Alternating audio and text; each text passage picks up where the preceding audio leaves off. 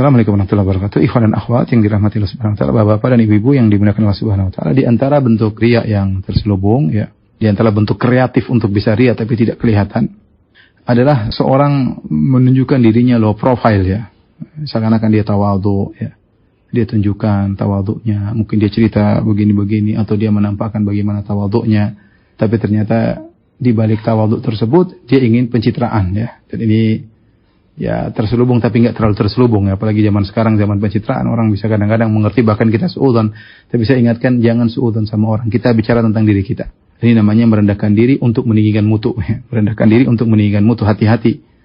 Jangan sampai kita berlagak tawadhu, ternyata tujuan kita adalah agar orang muji kita, bosnya kita adalah orang yang tawadhu. Kalau kita tawadhu itu sungguh baik, tetapi Nabi mengatakan man tawadhu'a lillah, barang siapa yang tawadhu karena Allah, bukan karena pencitraan, bukan karena ingin dipuji ya. Di antara bentuk riya terselubung ya, misalnya ini berkaitan dengan dai atau berkaitan dengan panitia misalnya ya, kemudian ingin menyampaikan kebahagiaan karena alhamdulillah dakwah rame, pengajian tadi rame ya, yang hadir banyak ya. Dan itu suatu kegembiraan, kita kegembiraan tatkala sunnah tersebar, tatkala dakwah tersebar ya.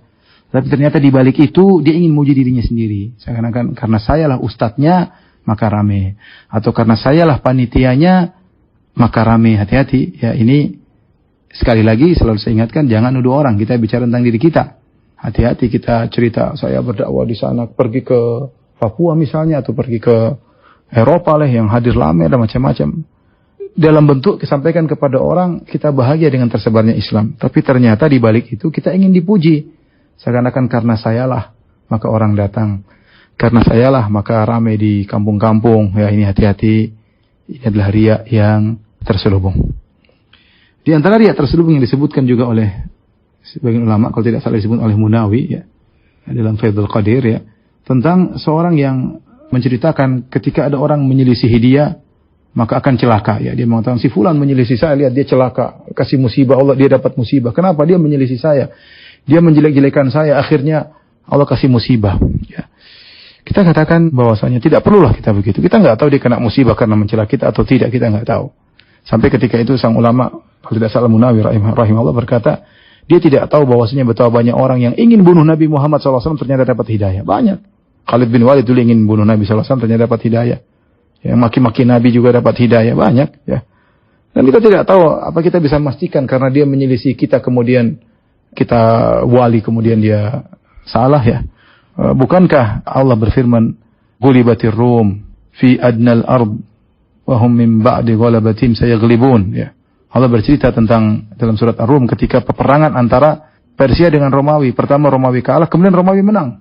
Kaum mukminin ketika itu gembira, Romawi menang mengalahkan Persia. Terus apakah berarti Romawi adalah wali-wali Allah? Ya tidak ya, terkadang kita mungkin taruhlah kita dizalimi kemudian dia dicelakakan oleh Allah ya, padahal belum tentu juga. Bukan berarti kita wali Allah, mungkin saja kezaliman dia lebih besar daripada kezaliman kita sehingga dia dikalahkan. Sebagaimana Persia dikalahkan oleh Romawi, padahal satunya penyembah api, satunya penyembah nabi ya. Sama-sama musyrik. Tapi intinya jangan kita kemudian cerita seperti itu. Ada orang celaka gara-gara menyelisih kita. Harusnya kita sedih. Kalau ada orang menyelisih kita kemudian dia meninggal, kita berkata semoga Allah mengampuni dia. Dia tidak ngerti.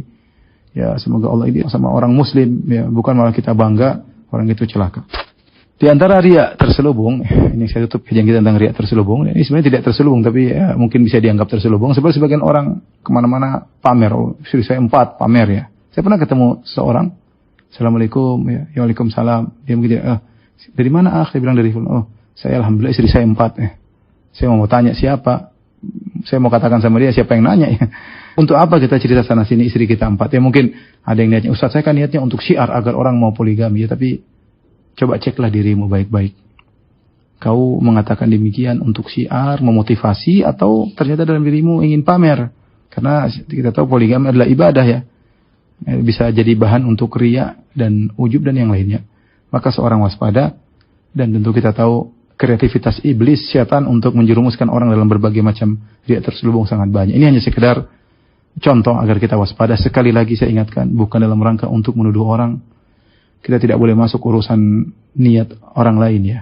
Nabi saja tidak berbicara tentang niat orang-orang munafik.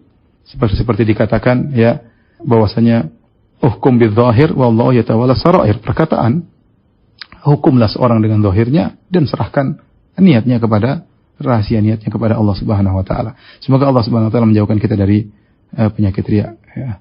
Assalamualaikum warahmatullahi wabarakatuh. Baik, demikian saja ikhwan dan akhwat yang dirahmati Allah Subhanahu wa taala kajian kita pada kesempatan kali ini. Insyaallah kita bisa bersua di kesempatan yang lain. Kurang lebihnya saya mohon maaf. Subhanakallah bihamdik asyhadu an la ilaha illa anta astaghfiruka wa atubu ilaik. Assalamualaikum warahmatullahi wabarakatuh.